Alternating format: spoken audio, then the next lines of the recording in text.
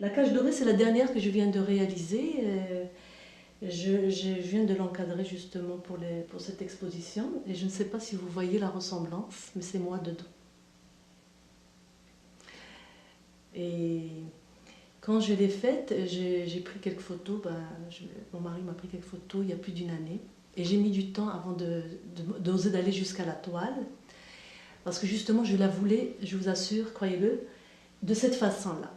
Je ne voulais pas faire une peinture lisse, je voulais que ce soit comme des grosses taches et je voulais l'emprisonner dans un carcan. Une toile d'araignée, la mettre dans une bulle. Quant aux couleurs, à part la lumière, le coureur de l'encadrement s'est venu à la dernière minute parce qu'elle avait un autre fond. Et ce fond-là, que j'avais dans mon subconscient, est venu comme dans la dernière touche. Et le titre, il était sûrement caché dans mon subconscient. Quand j'ai fait le fond, j'ai dit, c'est le titre, c'est la cage dorée. C'est la femme qui joue le rôle social d'être une épouse, une mère, une femme prévenante. Et on attend essentiellement d'elle ce rôle. Mais au fond d'elle bouillonnent toutes ces ambitions qui, à travers les années, se sont effritées parce qu'elle avait d'autres ambitions à part le rôle d'être maman. Donc elle se conforte dans son confort et son regard voile. L'Afrique, pour moi, c'est un univers intérieur. Je ne connais pas toute l'Afrique, mais je pense que l'Algérie est un peu représentative de toutes les régions d'Afrique à cause de son relief, de ses paysages, de la multiplicité de ses cultures aussi. Et pour moi, c'est l'immensité, c'est la joie, c'est la spiritualité beaucoup. Et c'est aussi la mémoire. C'est une œuvre qui a été faite avec les tripes. Quand je l'ai faite, je me souviens que je me suis mise à sangloter après l'avoir faite, puis je voulais la jeter. J'ai un ami peintre qui m'a dit d'ailleurs, bah, tu la jetteras dans ma cour. Donc c'était quelque chose qui sortait de très profond en moi.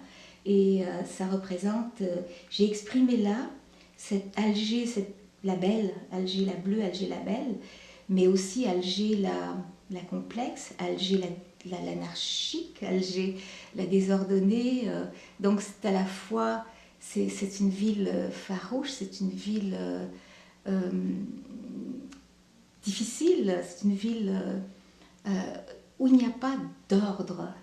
Et dans le fond, je pense que je suis un peu héritière de ça. J'aime cette complexité. On verra d'autres tableaux ici qui sont des peintures rupestres justement. Alors ce sont des peintures, comme je vous disais, tellement dépouillées, tellement stylisées, que j'admire énormément. Et je me mets dans la peau de l'homme préhistorique ou de la femme préhistorique. J'espère qu'il y avait des femmes qui peignaient aussi. Et donc j'imagine comment on se sentait et comment on essayait d'exprimer la vie quotidienne, qui était une vie très simple, une vie souvent pastorale aussi. Alors ce sont des pastorales, mais préhistoriques. Donc j'aimerais peut-être on s'attarde un petit peu là-dessus. Je voulais faire cette expo pour faire voir tout le monde qu'est-ce que j'aimais à propos de l'Égypte et les personnes égyptiennes qui vivent là-bas. La vie vraiment simple là-bas aussi, je voulais faire voir ça aussi. Et l'attachement à Dieu qui est là. À cause que je trouve là-bas, quand les personnes n'ont pas vraiment beaucoup de choses, qui sont vraiment pauvres, là, ils attachent à Dieu vraiment plus que nous, qu'on a toutes les choses. Je crois là-bas, à cause qu'ils n'ont pas beaucoup, ils vraiment prendre l'attachement à Dieu. Et avec tout leur compliqué de vie, là, qui n'ont pas beaucoup de choses, et ils sourient toujours, ils comme rendent grâce à Dieu toujours. C'est vraiment beau à voir. À cause que ici, qu'on a tout et on dit comme toujours, oh, on n'a jamais assez. Mais là-bas, c'est pas comme ça. C'est vraiment différent.